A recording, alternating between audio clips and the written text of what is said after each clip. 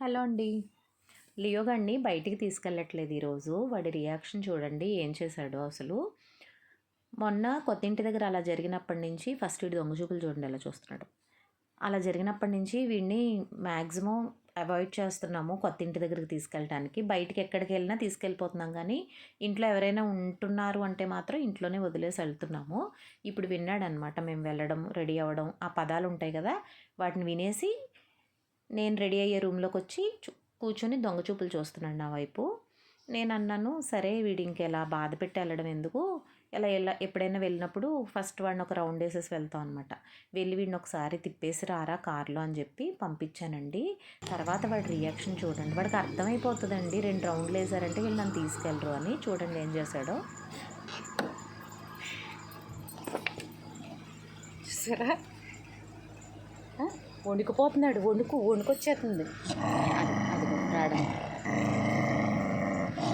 రా, వెళ్ళాలి, తప్పదమ్మా, రా అమ్మా. అయ్య బాబాయ్ గుచ్చుకుంటుంది బాబోయ్. అయ్య బాబోయ్, లియో రా, లియో.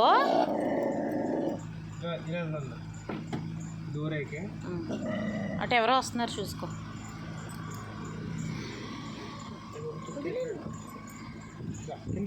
మొత్తానికి వాడిని మోసం చేసి ఏదోలా దింపానండి. అయినా సరే చూడండి పాపం పాక్కుంటూ కారులోకి వెళ్ళిపోవడానికి ట్రై చేస్తున్నాడు. అలా అయితే వదిలేసి వెళ్ళాము. ఇంటికి వచ్చిన తర్వాత రియాక్షన్ చూడండి ఇక్కడ.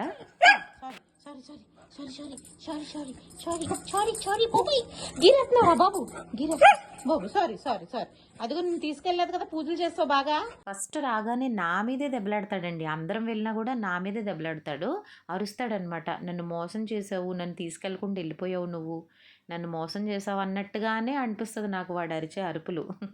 కానీ తప్పట్లేదండి. మొన్న దెబ్బకి నాకైతే భయమేసింది.